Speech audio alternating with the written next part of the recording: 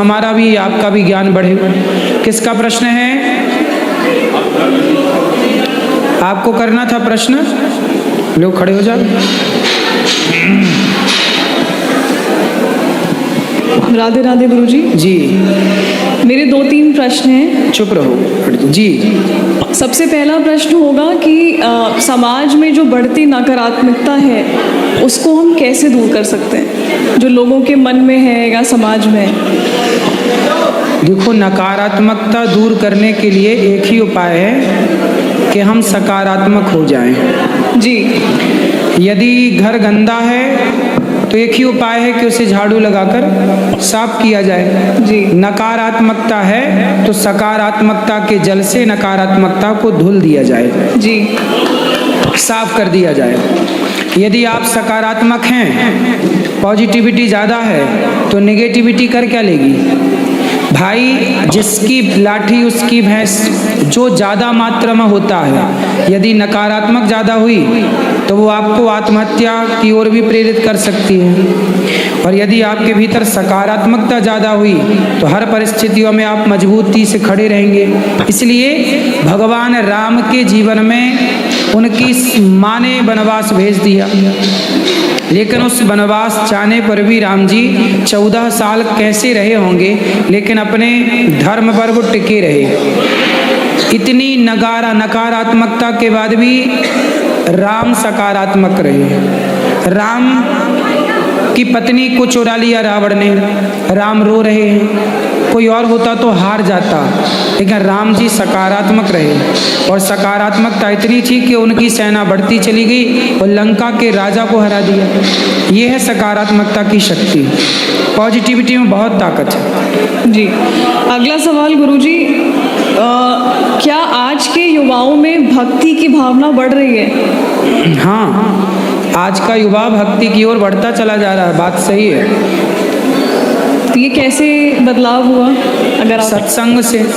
आजकल लोग कथा सुनने लग गए हैं और YouTube का ज़माना है, सोशल मीडिया का ज़माना है। अच्छी बातें भी समाज में चलने लग गई हैं तो लोग धर्म से जुड़ने लग गए हैं। जो नहीं जानते थे वो जानने लग गए अपने धर्म के बारे में कि भाई हमारा धर्म कितना महान है। अभी तक लोग सिकंदर को महान कहते थे। जब कथाओं से पता चला कि नहीं, हमारे ऋषि मुनि बड़े महान थे। अभी तक लोगों को यही पता था कि राइट ब्रदर्स ने विमान बनाया। अभी तक लोगों को यही पढ़ाया गया कि हम बंदरों की संतान हैं। लेकिन अब जान गए कि नहीं, हम ऋषियों की संतान हैं और हमारे विमान का आविष्कार हमारे ऋषि मुनियों ने पहले ही कर दिया था। तब तो रावण विमान पर ही तो चढ़ा कर ले गया था सीता मैया को, तो विमान तो हमारे यहाँ पहले से थे। तो हमारी इस वैज्ञानिक परंपरा को भी जो शास्त्रोक्त है उसे युवा समझ रहे हैं और अब बदलाव हो रहा है। जैसा आपने सोशल मीडिया की बात की, तो सोशल मीडिया के इस युग में क्या आध्यात्मिकता बढ़ रही है? हाँ, सोशल मीडिया का जो सदुपयोग कर रहे हैं वो दिन भर कथा सुन रहे हैं, अच्छी बातें सुन रहे हैं, तो उनके भीतर जैसा आप सुनते हैं ना वैसा आप होते हैं। अच्छा ये बताओ, आप के आसपास छोटे बच्चे हैं? जी। छोटे बच्चों को क्या हमने हिंदी सिखाई? नहीं, जैसा सुनते गए वैसा। हाँ, इंग्लिश देश के बच्चे, क्या इंग्लिश उन्हें सिखाई गई? नहीं। इंग्लिश बोल रहे हैं। हिंदी देश का बच्चा हिंदी बोल रहा है।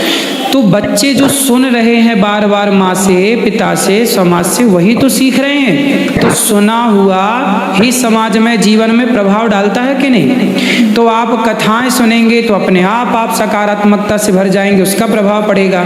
आप गलत बातें सुनेंगे तो वो गलत आप होते चले जाएंगे। इसलिए जो हम सुनते हैं, रामचरितमानस सुने, भगवद गीता सुने, तो हमारे विचार भी वैसे होंगे। हम राम के बारे में सुने तो हमारा स्वभाव राम जैसा होगा। हम रावण के बारे में सुने, हमारा स्वभाव रावण जैसा होगा। आप जिसके बारे में सुनते हैं, आपके चरित्र का, व्यवहार का निर्माण वैसा होता है। जी। आखिरी सवाल गुरुजी, सत्संग के दौरान कभी आपको ऐसी कोई चमत्कारी अनुभव हुआ हो अगर, तो वो बताइए। कौन सा चमत्कार?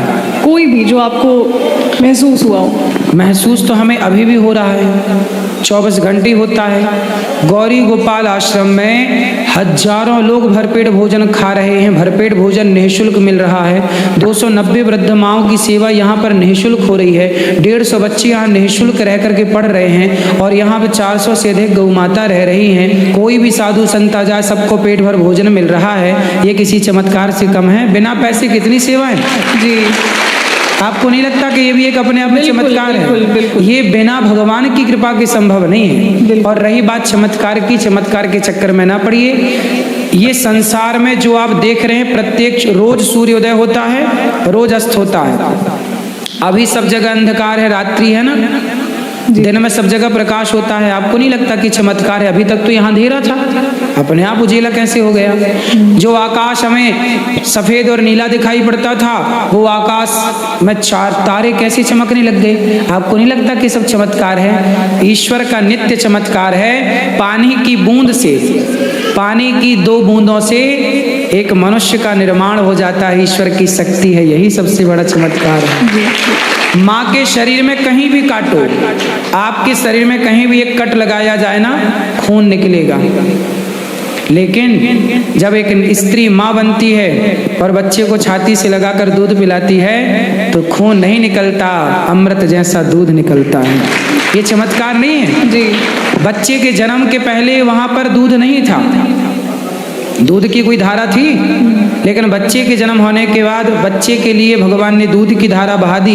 क्या ये नहीं लगता कि चमत्कार है? जी। बच्चा पैदा होता है, दांत नहीं होते, थोड़े दिन बाद दांत आने शुरू हो जाते हैं। वो पुराने दांत गिर के नए दांत लगवाते हैं। ये चमत्कार नहीं है? आप पैदा हुई थी 2.5 किलो की, आज आप 50 किलो से ऊपर की हैं। ये चमत्कार नहीं है? जी जी। फिर ईश्वर प्रत्येक क्षण चमत्कार दिखा रहे हैं। हम ईश्वर के चमत्कार को तो देख नहीं रहे हैं, हम संसार के सामान्य चमत्कारों के पीछे पड़ रहे हैं। ईश्वर प्रत्येक क्षण जो संसार में हो रहा है सब चमत्कार है। आप 2.5 किलो से इतनी बड़ी हो गई, क्या है ये? जी। बोलो। एक आखिरी सवाल, मतलब अगर आप जवाब देना हाँ हाँ, आप पूछते रहो। जी। हम आपको सोशल मीडिया के माध्यम से जानते हैं, इंस्टाग्राम, यूट्यूब के माध्यम से। आपको क्या खुशी होती है कि आपकी वजह से, जैसे भी आपके वीडियोस की वजह से लोग इतना हंसते हैं, तो क्या आपको उसमें खुशी मिलती है? बिल्कुल। हमारी वजह से कोई हंसने लग जाए, इससे बड़ा पुण्य क्या है? रोते को हंसाना ही तो सबसे बड़ा पुण्य है। आज व्यक्ति डिप्रेशन में है, परेशान है। आज मेरी बातें सुन सुन के लोग हंसते तो हैं, पर हंस हंस के बहुत कुछ सीख भी लेते हैं। मैं हंसते हंसते ही बहुत कुछ सिखा देता हूँ। यदि कोई सीखना चाहे तो। जी जी। नहीं सीखना चाहे तो हंसी तो आ ही रही है। जी। राधे राधे। Thank you.